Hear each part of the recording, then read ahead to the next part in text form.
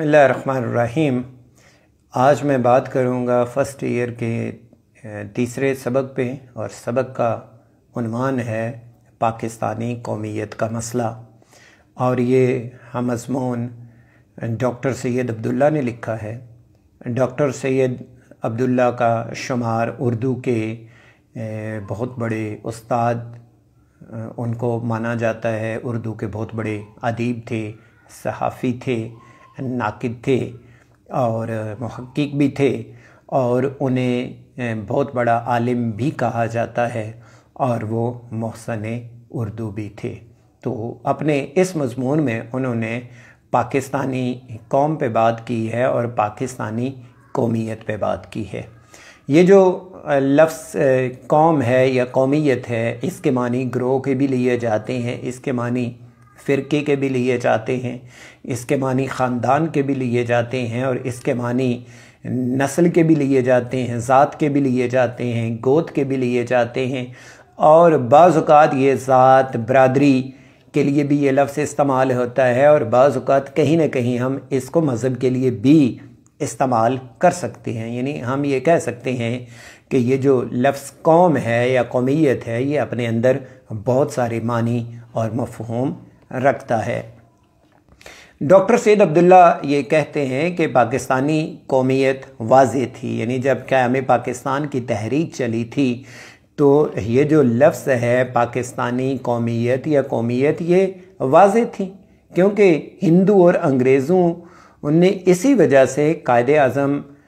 के सामने घुटने टेके थे, या कायदे आज़म के सामने, कायदे आज़म के नज़रियात के सामने, या दो कौमी नज़रिए के सामने अंग्रेज़ और हिंदू इसी वजह से झुक गए थे, क्योंकि जो पाकिस्तानी कौमियत थी वो सिरे से थे ही अलग। क्योंकि जो तहरीक पाकिस्तान थी वो बुनियादी तौर पे वो दो कौमी नज़रिए की बुनियाद पर थी।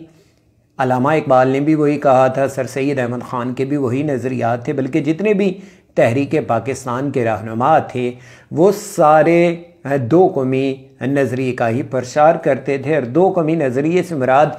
सिर्फ यही नहीं था कि हिंदुस्तान के अंदर दो कौमें रहती हैं, हिंदू और मुसलमान, बल्कि ये जो दो कौमी नज़रिया था ये मज़हब की बुनियाद पर था कि दोनों कौमों का मज़हब अलग है, दोनों कौमों का रहन सहन अलग है, दोनों कौमों का उठना बैठना अलग है, दोनों कौमों के हिल्लत व हुर्मत के नज़रियात भी अलग से हैं, अकायद दोनों के अलग से हैं, दोनों के रस्म व रवाज भी अलग से हैं। यानी दोनों आपस में एक जगह पे जमा नहीं हो सकती थी। दोनों के जो नस्बुलैन हैं, चाहे वो ज़िंदगी के हों चाहे वो मज़हब के हों, वो नस्बुलैन ही दोनों के अलग अलग थे। तो लिहाजा ये जो दो कौमी नज़रिया था, यही पाकिस्तानी कौमियत की एक बुनियाद बना था। फिर इसके अलावा जो पाकिस्तानी कौमियत या जो दो कौमी नज़रिए के बारे में डॉक्टर सैयद अब्दुल्ला ने अपने इस मज़मून में लिखा है, क्योंकि जो बहुत सारे, वैसे तो हिंदू और मुसलमान को 1000 साल से वो इकट्ठे रह रहे थे, लेकिन इसके बावजूद भी बहुत सारे ऐसे ख़दशात थे जो मुसलमानों को हिंदू से थे। क्योंकि हिंदू मत, जो हिंदू का मज़हब है, उसकी एक बड़ी खूबी ये भी है कि जब हिंदू मत का राज आ जाना था, तो उसके बाद हिंदू मज़हब है, जो हिंदू मत है, उसके अंदर ये एक खूबी है कि वो बाकी मज़ाहिब को अपने अंदर समो लेता है। इससे पहले बहुत सारी ऐसी मिसालें थीं कि हिंदुस्तान में किसी ज़माने में बुद्ध मत एक बड़ा मज़हब था, लेकिन जब हिंदू मत का राज आया तो हिंदू मत ने बुद्ध मत को अपने अंदर समो लिया। तो लिहाजा जो मजहबी लिहाज से एक बड़ा ख़तरा था वो यही था, कहीं ऐसा ना हो कि जब दोबारा हिंदू मत का राज आ जाए, हिंदू का इस हिंदुस्तान में राज आ जाए, क्योंकि हिंदू अक्सरियत में थे, तो इस तरह के मुमकिनात थे कि कहीं इस्लाम को भी हिंदू मत अपने अंदर समो न ले। और इसमें कुछ ऐसी तहरीकें भी चलती रहीं, भक्ति की जो तहरीक चलती रही, उसके पीछे भी उनका यही मकसद था। शुद्धि और संगठन की तहरीक चलती रही, उसका भी यही मकसद था। बल्कि जो दीन अकबरी को हिंदू मत ने कबूल किया था, उसके पीछे एक बड़ी वजह यह भी थी کہ ہندو کے لیے وہ چیز نقصان دہ نہیں تھی، کیونکہ بہت سارے ایسے عقیدے تھے جو ہندو مت کے تھے، وہ آہستہ آہستہ اسلام میں اور مسلمانوں میں آنے لگ گئے تھے۔ تو یہ آپ کہہ سکتے ہیں کہ پاکستانی قومیت، ڈاکٹر سید عبداللہ کہتے ہیں کہ یہاں پہ پاکستانی قومیت پہلے سے واضح تھی۔ اس سبق میں ڈاکٹر سید عبداللہ مزید یہ بتاتے ہیں کہ جو ملک ہوتا ہے وہ جسم کی مانند ہوتا ہے، یعنی ملک کو ڈاکٹر سید عبداللہ نے ایک جسم سے تشبیہ دی ہے، اور جو عوام ہے اس کو روح سے تشبیہ دی ہے۔ تو لہٰذا جس طرح انسانی زندگی کے لیے جسم کے لیے روح ضروری ہوتی ہے کہ جب روح نکل جاتی ہے، روح موجود نہیں ہوتی تو اس جسم کی بھی کوئی قدر و قیمت نہیں رہ جاتی، تو لہٰذا جو ایک جگہ ہے مسلمانوں کے لیے، جو ایک ملک تھا، وہ جسم کی مانند آنا تھا، اور اس کے اندر جو عوام آنی تھی وہ روح کی مانند آنی تھی۔ پھر مزید ڈاکٹر سید عبداللہ نے اپنے اس مضمون میں اسلامیت اور وطنیت کو بیان کیا ہے کہ ان دونوں کا ایک رشتہ بتا دیا ہے۔ ڈاکٹر سید عبداللہ یہ کہتے ہیں کہ جس طرح عبادت کے لیے جگہ کا ہونا ضروری ہے، مسجد ہوتی ہے، جس طرح علاج کے لیے ہاسپٹل کا ہونا ضروری ہے، رہنے کے لیے گھر کا ہونا ضروری ہے، تو اسی طرح مذہب کے اسلام کے لیے جو وطن تھا وہ ضروری تھا کہ اگر اسلام کو اپنے پرچار کے لیے، اپنے نظریات کو نافذ کرنے کے لیے، اپنے عقائد کو نافذ کرنے کے لیے ایک وطن کی اشد ضرورت ہوتی ہے، تو پاکستانی قومیت کی ایک بنیاد یہ بھی تھی کہ کیونکہ پاکستانی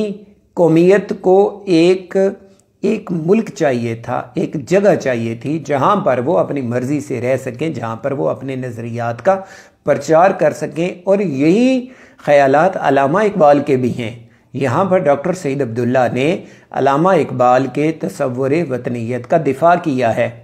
وہ یہ کہتے ہیں کہ بہت سارے مخالفین ہیں جو علامہ اقبال کے وطنیت کے تصور کو غلط لیتے ہیں، لیکن علامہ اقبال کا جو وطنیت کا تصور ہے وہ جغرافیے پہ مبنی نہیں ہے کہ صرف ایک جگہ ہوگی، اس کا حدود اربع ہوگا، اس کی 4 سمتیں ہوں گی، صرف یہ جغرافیائی تقسیم ہوتی ہے۔ اسلام کا جغرافیائی تقسیم سے تعلق نہیں بنتا، اسلام کے لیے ایک جگہ چاہیے، ایک خاص پلیس چاہیے اسلام کو جہاں پر وہ اپنے عقائد کو نافذ کر سکے۔ اور علامہ اقبال جو وطنیت کا ایک تصور دیتے ہیں وہ ایک خاص ریاست کا تصور دیتے ہیں جہاں پر رہنے والے لوگ اپنی مرضی سے اپنی زندگی گزار سکیں، جو ان کا نصب العین ہے، جو ان کی زندگی کا۔ ڈاکٹر سید عبداللہ مزید یہ لکھتے ہیں کیونکہ پاکستان اسلام کے نام پہ حاصل کیا گیا، اور پاکستان کے اندر اب بہت ساری قومیں رہتی ہیں، بہت ساری نسلیں رہتی ہیں، یہاں پہ کہیں عقائد سے محبت ہے، کہیں برادری کی محبت ہے، کہیں علاقے کی محبت ہے، بہت ساری ایسی محبتیں ہیں جو تعصب کی بنیاد بن سکتی ہیں، لیکن کیونکہ پاکستان اسلام کے نام پر حاصل کیا گیا، تو لہٰذا اب جتنے بھی اختلافات ہیں، جتنے بھی تعصبات ہیں، ان کو اسلام کے ماتحت رکھ کے ان کو حل کرنا ہوگا۔ اس لیے کوئی بھی کسی بھی نسل سے تعلق رکھتا ہو، کوئی بھی زبان بولتا ہو، کسی کی کوئی بھی ذات ہو، کوئی برادری ہو، کوئی قبیلہ ہو، کوئی علاقہ ہو، اور ان ساری چیزوں سے اسے محبت ہوگی،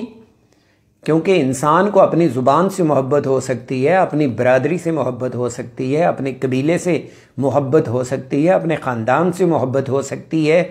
جس جگہ پہ وہ رہتا ہے اس جگہ سے بھی اس کو محبت ہو سکتی ہے، لیکن یہ ساری محبتیں اسلام کے تابع آ جائیں گی کہ جب یہ ساری محبتیں اسلام سے اگر یہ ٹکرائیں گی تو وہاں پر اسلام کی بات کی اتباع کی جائے گی اور ان ذاتی محبتوں کو چھوڑ دیا جائے گا۔ اور یہی قانون یہاں پہ ڈاکٹر سید عبداللہ کہتے ہیں کہ یہی قانون غیر مسلموں پر بھی نافذ کیا جائے گا کہ جو غیر مسلم ہیں، جو پاکستان میں رہتے ہیں، اب ان کی نسل الگ ہو سکتی ہے، ان کا مذہب الگ ہو سکتا ہے، ان کے عقائد الگ ہو سکتے ہیں، ان کی عبادات الگ ہو سکتی ہیں، ان کو اپنی عبادات کی، اپنے عقائد کی، اپنی زندگی گزارنے کی اجازت ہوگی جس طرح کہ ان کا مذہب، ان کی نسل، ان کی قوم کہتی ہے، لیکن یہ انہیں اسلام حقوق دیتا ہے۔ اور پاکستان کے اندر یا پاکستان کی قومیت کے اندر پاکستان کا یہ فرض بنے گا کہ ان کو یہ سارے حقوق دے جو ان کے مذہبی حقوق۔ ان کے بارے میں ڈاکٹر سعید عبداللہ یہ کہتے ہیں مضمون کے آخر میں کہ جب انہیں ان کے سارے حقوق دیے جائیں گے، یہ ایک اسلامی مملکت کی ذمہ داری ہے، تو ان کے بھی کچھ فرائض ہوں گے جو ان کو ادا کرنے ہوں گے کہ جب بھی وطن سے محبت کی بات آئے گی تو پھر وہ اپنے مذہب سے، اپنی برادری سے، اپنے قبیلے سے، اپنے خاندان سے، اپنے علاقے سے بالا تر ہو کے وہ صرف اور صرف وطن کو ترجیح دیں گے۔ علامہ اقبال کا بھی یہی نظریہ ہے کہ جب آپ کو، آپ کے وطن کو آپ کی ضرورت پڑ جاتی ہے تو پھر آپ ان ساری چیزوں سے بالا تر ہو کے اپنے سارے ذاتی مفادات کو ایک طرف رکھ کے وطن کی محبت کے لیے آپ آگے بڑھیں گے۔ تو یہ تھا مختصر سا تعارف اور مختصر میں نے خلاصہ بیان کیا۔ تو یہ تھی میری مختصر سی گفتگو ڈاکٹر سعید عبداللہ کے مضمون پاکستانی قومیت کے مسئلے پہ۔ تو انشاءاللہ اگلے لیکچر میں فرسٹ ایئر کی اردو کے اگلے سبق پہ پھر میں بات کروں گا۔ تو تب تک کے لیے اجازت، خدا حافظ۔